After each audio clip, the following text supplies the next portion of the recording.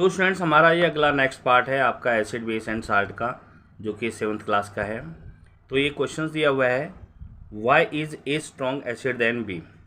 तो बच्चों कभी भी ऐसा क्वेश्चन आ सकता है कि एक ही जगह आपका कुछ भी आ सकता है और बी की जगह किसी का भी कोई भी आपको लिख सकते हैं वो, जैसे अल्कोहल या फिर एसिटिक एसिड या कुछ भी।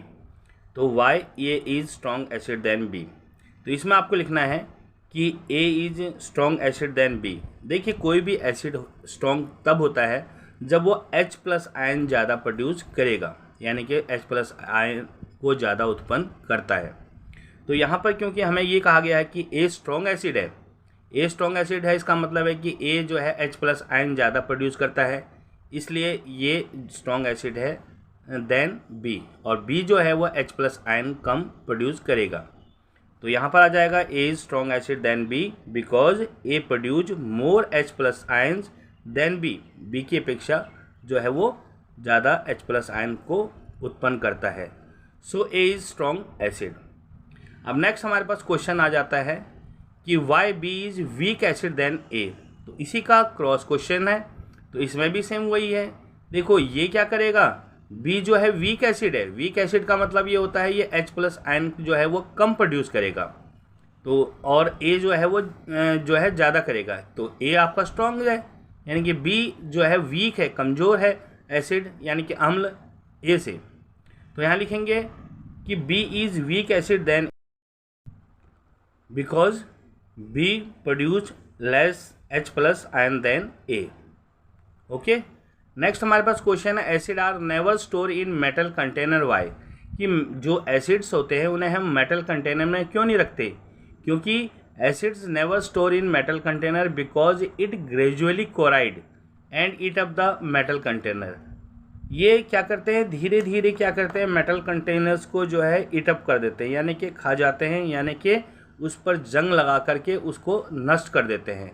इसलिए कभी भी हम जो है वो एसिड्स को जो है मेटल कंटेनर्स के अंदर नहीं रखते हैं। अगर हम इनमें रखेंगे तो वो जो जिसके कंटेनर्स में हम रखते हैं वो धीरे धीरे करके ख़त्म हो जाएगा। अगला क्वेश्चन है आपका, dry HCl does not change the colour of the blue litmus paper Y.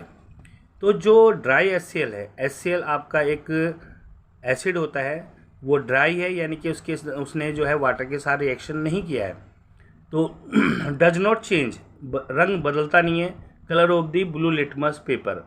Blue litmus paper को अगर ये एसिड होता तो रेड कर देता, मगर क्या है कि ये नहीं बदलता है। क्यों नहीं बदलता, उसका रीज़न क्या है।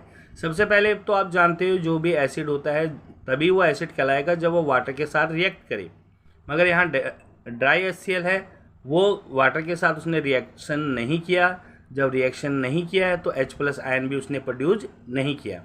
तो dry HCl does not change the colour of the colour of blue litmus paper. Blue litmus paper के कलर को चेंज नहीं किया because it does not produce H plus ion, क्योंकि इसने H प्लस आयन प्रोड्यूस नहीं किया। H plus ion तो तभी प्रोड्यूस करता है जब वो एसिड होता है, तो ये HCl जो है वो एसिड है। नेक्स्ट हमारे पास आ जाता है कि why do we use baking soda when bee sting. जब कभी हमें तो बच्चों जब why do we use baking soda when bee sting, जब हमें मधुमक्खी काट लेती है तो हम बेकिंग सोडा उस जगह पर क्यों लगाते हैं। तो when bee sting it leaves an acid methanoic acid. जब मधुमक्खी हमें काट लेती है तो वो हमारे बॉडी के अंदर मिथेनॉइक एसिड को छोड़ देती है, और मिथेनॉइक एसिड जो है वो काफ़ी, जिसके कारण हमारी बॉडी के अंदर जो है पेन और इरिटेशन स्टार्ट हो जाता है, और पेन और इरिटेशन स्टार्ट हो जाता है तो हमें बेचैनी होती है, और ऐसी स्थिति में हमें बेकिंग सोडा वहाँ पर यूज़ किया जाता है। बेकिंग सोडा जो कि हमारा क्या होता है, बेस इन नेचर है, वो उसे न्यूट्रलाइज कर देता है, और जिससे हमें जो है वो रिलैक्स फील होता है, आराम महसूस होता है। तो इसका आंसर लिखा है when bee sting it leaves an acid methanoic acid. तो ये मिथेनॉइक एसिड को छोड़ देता है, ड्यू टू इच, जिसके कारण there is pain and irritation, जिसके कारण हमें दर्द और जो है वो बेचैनी होती है। On using baking soda, baking soda का इस्तेमाल करने पर, ऑन द स्टिंग एरिया, जहाँ पर उसने काटा है, which is base in nature, जो कि हमारा बेस इन नेचर होता है baking soda, neutralise the acid, उस एसिड को न्यूट्रलाइज कर देता है एंड वी फील रिलैक्स, और हमें आराम महसूस होता है। क्वेश्चन है हमारे पास कि curd and sour substances are not kept in brass and copper vessels why. जो कर्ड और जो सोर सब्सटेंस होते हैं यानी खट्टे पदार्थ होते हैं, हम उन्हें ब्रास और कॉपर विसल्स में नहीं रखते। क्यों नहीं रखते, उसका रीज़न क्या है? तो इसका कारण है कि an organic acid present in the curd and sour substance. Curd दही जो होती है उसमें और सोर सब्सटेंस जो खट्टे पदार्थ होते हैं उसके अंदर ऑर्गेनिक एसिड होते हैं, विच प्रोड्यूस पॉइजनस साल्ट, जो कि जहरीले पदार्थों को छोड़ते हैं। एज ए रिजल्ट, जिसके कारण फूड बिकम्स पॉइजनस, और जो भोजन होता है वो जहरीला बन जाता है। So curd and sour substances are not kept in the brass and copper vessel. इसलिए हम लोग कर्ड और सोर सब्सटेंसेस को ब्रास और कॉपर विसल्स के अंदर नहीं रखते। अब हमारा आता है व्हाट इज साल्ट। देखिए साल्ट क्या होता है।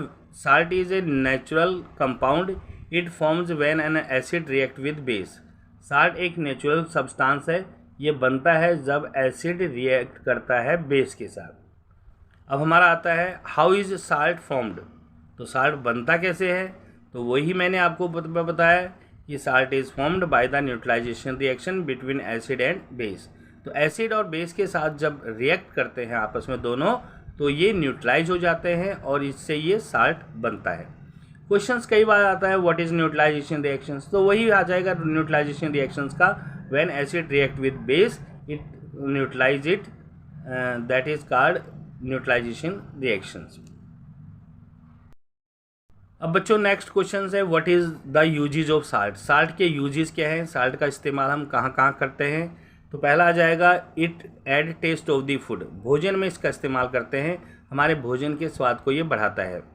It is used in making of soaps. साबुन बनाने में भी इसका इस्तेमाल किया जाता है। It is used in making freezing mixture. Freezing mixture अगर किसी चीज़ को जमाते हैं तो हम वहाँ साल्ट का यूज़ करते हैं। आपने देखा होगा आइसक्रीम वाले क्या करते हैं कि अपने आइसक्रीम के चारों ओर बर्फ़ डाल देते हैं और उसमें कुछ नमक डाल देते हैं, क्योंकि ये उसे फ्रीज करने में मदद करता है। It is use in making baking soda. Baking soda बनाने में भी हम लोग साल्ट का इस्तेमाल करते हैं।